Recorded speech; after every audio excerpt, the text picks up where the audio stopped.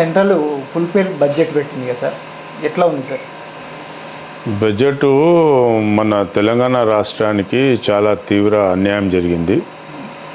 కాబట్టి ఇప్పుడు కొత్త రాష్ట్రాలు ఏదైతే ఏర్పడాయో దానికి బడ్జెట్ ఇవ్వాల్సిన బాధ్యత కేంద్ర ప్రభుత్వం మీద ఉన్నది. కాబట్టి వాళ్ళు మనకు చాలా అన్యాయం చేశారు. ఇది కరెక్ట్ కాదని మేము చెప్తున్నాం. అంటే దాదాపుగా రాష్ట్రం విడిపోయి 15 సంవత్సరాలు కానీ వస్తుంది. అంటే ఇది మూడోసారి బడ్జెట్ పెట్టింది సెంట్రల్. ఈ మూడోసారి కూడా తెలంగాణకు అన్యాయం జరిగిందని అంటున్నారు. అదే ఇప్పుడు గతంలో టీఆర్ఎస్ బీఆర్ఎస్ ప్రభుత్వం మన తెలంగాణలో ఉండే, ఇప్పుడు కాంగ్రెస్ పార్టీ ప్రభుత్వం ఏర్పాటైంది. అటు ఏపీలోనేమో టీడీపీ వాళ్ళ కూటమి బీజేపీ జనసేన ఏర్పాటైంది.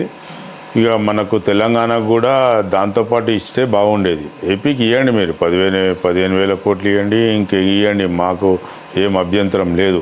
మా సోదరులే వాళ్ళు కూడా, కాబట్టి ఏపీ స్టేట్ని డెవలప్ చేయండి, మాకు అభ్యంతరం లేదు. కానీ తెలంగాణకి ఇవ్వాలి కదా. మా ముఖ్యమంత్రి గారు రేవంత్ రెడ్డి గారు ఇటీవల ప్రధానమంత్రి గారు వచ్చినప్పుడు ఏమన్నారు, బడే బాయ్ అన్నాడు.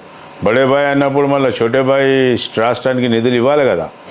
వాళ్ళది ఇప్పుడు గతంలో మాకు ఇందిరాగాంధీ నెహ్రూ నుంచి మొదలు పెడితే పండిత్ జవహర్లాల్ నెహ్రూ, శ్రీమతి ఇందిరాగాంధీ, రాజీవ్ గాంధీ, పివి నరసింహారావు, మన్మోహన్ సింగ్, ఏ ప్రధానమంత్రులు కాంగ్రెస్ పార్టీ ప్రధానమంత్రులు ఉన్నా అన్ని రాష్ట్రాలని ఒకే చూపుతో చూసినాను గతంలో. అది దేశం మొత్తం ప్రజలందరికీ తెలుసు. కాబట్టి నరేంద్ర మోదీ మీద మా మంత్రులు, మా ముఖ్యమంత్రి రేవంత్ రెడ్డి గారు, అదేవిధంగా బట్టి విక్రమార్క ఉప ముఖ్యమంత్రి, మా మంత్రులు వివిధ శాఖల మంత్రులకు కేంద్రం వెళ్ళి విజ్ఞప్తులు చేశారు. మా రాష్ట్రానికి ఈ శాఖకి ఇన్ని కోట్లు ఇవ్వాలి, ఈ శాఖకి ఇన్ని కోట్లు ఇవ్వాలి, అన్నీ వాళ్ళు విజ్ఞప్తి చేశారు, రిక్వెస్ట్ చేశారు. ప్రధానమంత్రిని కూడా చేశారు, అందరినీ చేశారు. కాబట్టి వాళ్ళు ఇవ్వాల్సింది వాళ్ళ మీద గురుతర బాధ్యత ఉన్నది. కానీ ఒకటేసారి నిన్న బడ్జెట్ నిర్మలా సీతారామన్ గారు మేడం గారు బడ్జెట్ ప్రవేశపెట్టింది. మన రాష్ట్రంలో లేకపోయేసరికి రాష్ట్ర ప్రజలు చాలా తీవ్ర నిరుత్సాహానికి గురయ్యారు. ముఖ్యంగా ఏంటంటే రాష్ట్ర ప్రభుత్వం చాలా నిరుత్సాహానికి గురైంది. మేము నిన్న బడ్జెట్ని విన్న తర్వాత షాక్ అయినాం మేము. సార్, ప్రధానంగా బీజేపీ మూడోసారి కేంద్రంలో అధికారంలోకి వచ్చింది.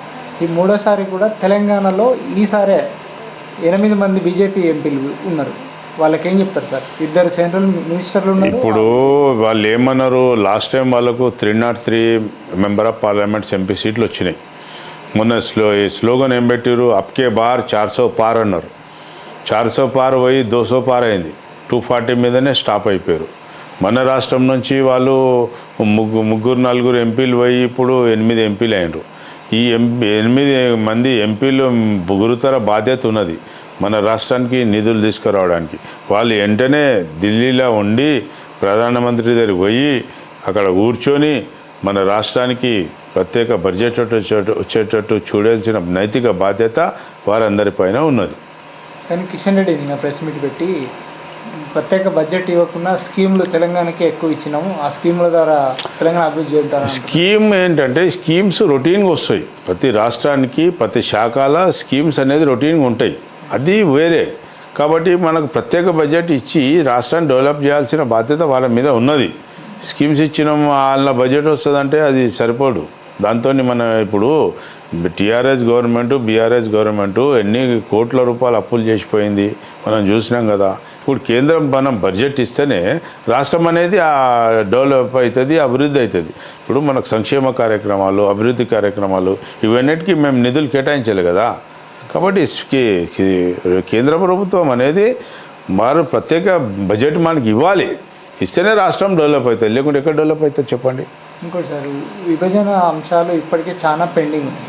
వాటి అన్నిటి మీద కూడా త్వరగా పరిష్కరించమని చెప్పి సీఎం గారు ఎన్నోసార్లు వెళ్ళి కలిశారు. కానీ బడ్జెట్లో ప్రత్యేక బడ్జెట్ విభజన అంశాలు త్వరలో పరిష్కారం అవుతాయి.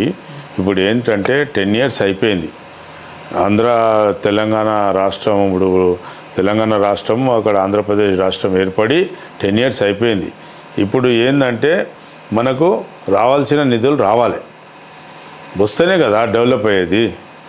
సార్, మరి ఇప్పుడు బడ్జెట్ పెట్టేసి అయిపోయింది, నెక్స్ట్ కాంగ్రెస్ ఏ విధంగా ఫైట్ చేయబోతుంది? నెక్స్ట్ ఇప్పుడు నిన్ననే మా ముఖ్యమంత్రి గారు డిప్యూటీ సీఎం గారు ఏం చెప్పారు, ఢిల్లీలో ధర్నా చేద్దామన్నారు, దాని గురించి పోరాటం చేద్దామన్నారు.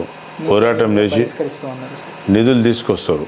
పోరాటం చేసి నిధులు సాధించే వరకు మేము పోరాటం చేస్తాం. ఎందుకంటే ఇప్పుడు రాష్ట్రంలో ఎలక్షన్ లేవు, కేంద్రంలో ఎలక్షన్లు లేవు, ఇప్పుడు ఏమి ఎలక్షన్లు ఇప్పట్లో ఏం లేవు. కాబట్టి వాళ్ళంతలో వాళ్ళే ప్రధానమంత్రి గారు ఇవ్వాలి. ప్రతి రాష్ట్రాన్ని వాళ్ళు ఈక్వల్గా చూడాల్సిన నైతిక బాధ్యత ఉన్నది. తెలంగాణ ప్రజలు ఇప్పుడు వాళ్ళది కూటమి ఉన్నది, వాళ్ళ కొలిషన్ పార్ట్నర్స్ ఉన్నారు, వాళ్ళ కూటమి ఉన్నారు. వాళ్ళ కూటమిలు ఉన్న రాష్ట్రాలకు నువ్వు నిధులు ఇస్తాం, కూటమి లేని రాష్ట్రాలకు నిధులు ఇవ్వమంటే అది కరెక్ట్ కాదు. ఒకటి పాయింట్. రెండోది ఏంది, ఆయన మోదీ గారు ఏం చేస్తారు, ఐటీ దాడులు చేపిస్తాడు, ఈడీ దాడులు చేపిస్తాడు, సిబిఐ దాడులు చేపిస్తాడు. ఎవరైతే వాళ్ళ పార్టీలో జాయిన్ అవుతారో వాళ్ళ మీద ఎలాంటి దాడులు కావు, ఏం కావు. వాళ్ళ పార్టీలో జాయిన్ కాని వాళ్ళ మీద అన్ని సిబిఐ, ఈడీ మొత్తం దాడులు చేస్తున్నాడు. ఇది గత 10 years నుంచి చేస్తారు, ప్రజలు గమనిస్తున్నారు. అందుకే వాళ్ళు 400 పార్ అంటే 240 మీదనే కూర్చోబెట్టేసారు. ఇప్పుడు అక్కడ కూడా వాళ్ళకు ఓడిపోయింది సీటు, యూపీలో మన రామ్ మందిర్ ఏరియాలో, యూపీ స్టేట్లో అక్కడ కూడా వారు ఘోర పరాజయం అయిపోయారు. ఇప్పుడు ఏంది 400 పార్ అంటే మేము ఇండియన్ నేషనల్ కాంగ్రెస్ పార్టీ మేము 400 పార్ ఎప్పుడో చేసినాం. ఇందిరాగాంధీ చనిపోయిన అనంతరం రాజీవ్ గాంధీ గారు ప్రధానమంత్రి అయ్యారు, మాకు 440 పైన సీట్లు వచ్చినాయి మాకు. వాళ్ళు ఇప్పుడు వచ్చి 400 పార్ అంటారు, కానీ 400 పార్ हम कभी कर चुके हैं ఇండియన్ నేషనల్ కాంగ్రెస్ పార్టీ. మేము ఆల్రెడీ 400 పైన ఎప్పుడూ చేసేస్తాం. వాళ్ళు ఇప్పుడు 400 పార్ అంటారు, కానీ ఇప్పుడు 400 పార్ కాలే, 240 మీద ఉన్నారు. వాళ్ళకి ఏంటంటే ఇప్పటికైనా ప్రధానమంత్రి గారు ఇమ్మీడియట్లీ తక్షణమే మాకు నిధులు కేటాయించాలి, తెలంగాణ రాష్ట్రానికి నిధులు కేటాయించాలి అని చెప్పేసి మేము కాంగ్రెస్ పార్టీ ద్వారా వారిని కోరుతున్నాం. సార్, ప్రధానంగా నిన్న అసెంబ్లీలో చర్చ, సెంట్రల్లో ధర్నా చేయడానికి ప్రతిపక్ష నేత అయిన కేసీఆర్ రావాలని చెప్పి కాంగ్రెస్ డిమాండ్ చేస్తుంది. కేసీఆర్ ఎందుకు, మేము వస్తామని హరీష్ రావు, కేటీఆర్ అంటున్నారు. దీన్ని ఎట్లా చూస్తారు సార్? ఇప్పుడు కేటీఆర్, హరీష్ రావు ఉన్నది ఏంటంటే, ఇప్పుడు వాళ్ళ అపోజిషన్ లీడర్ ఎవరు, మెయిన్ లీడర్ కేసీఆర్ గారు ముఖ్యమంత్రి చేశారు, వాళ్ళు రావాలి కదా. ఆయన ఎక్కడో ఉండి వీళ్ళతో మాట్లాడిపిస్తా అంటే కరెక్ట్ కాదు. మేమే సరిపోతామంటే కేటీఆర్ ఏమో పెద్ద పెద్ద మాటలు మాట్లాడతాడు, మేమే సరిపోతారు. అరే నాయనా, మీరు 10 సంవత్సరాలు పాలిచ్చారు, తిప్పి కొట్టిరు. మొన్న 39 సీట్స్ మీద స్టాప్ అయిపోయినారు. ఇంకా మీరు రియలైజ్ కావాలి. ఇంకా అక్కడి నుంచి 10 మంది ఆల్రెడీ మా దగ్గరకు వచ్చేసారు, ఇంకా 15-20 మంది వాళ్ళతో ముచ్చటోళ్ళే ఉన్నారు. వాళ్ళు స్వచ్ఛందంగా మా దగ్గరకు వస్తున్నారు, మేము పిలవట్లేదు.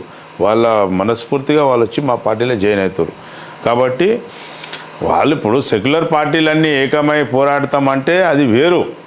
సెక్యులర్ పార్టీలు అన్నీ ఏకమై ఎట్లయినా పోరాడతాం, అందులో వీళ్ళు వస్తారా రారా అది వేరే విషయం. విన్నావా? ఇప్పుడు వీళ్ళకి ఎంపీలు లేరు, ఏం లేరు. వీళ్ళు ఏమవుతుంది వీళ్ళతో ఏం కాదు. మేము 8 మంది మేము ఎంపీలు ఉన్నాం. విన్నావా? మాతోనే అవుతుంది, కానీ వీళ్ళతో ఏం కాదు. వీళ్ళని ఎవరు పట్టించుకుంటారు? ఎంపీలు ఉంటే పట్టించుకుంటారు సెంట్రల్లో, ఎంపీలు లేని వాళ్ళకి వాల్యూ లేదు సెంట్రల్లో.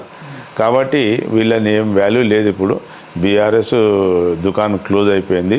వాళ్ళు ఏం మాట్లాడినా ప్రజలు నమ్మే స్థితిలో లేరు. వాళ్ళ విజ్ఞత పోతే ఇంకా మాకు మైనస్ అవుతుంది వాళ్ళు వెంబడి ఉంటే.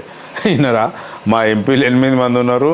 మేమంతా, మా ముఖ్యమంత్రి గారు రేవంత్ రెడ్డి గారు, బట్టి విక్రమార్క గారు, మా మంత్రులందరూ, మా ఎమ్మెల్యేలు, మా రాజ్యసభ సభ్యులు, మేమంతా కలిసి పోరాడి ఏమైనా సాధించుకొని వస్తాం తప్పితే వాళ్ళతోని మాకేం పని లేదు, వాళ్ళ అవసరం కూడా లేదు మాకు.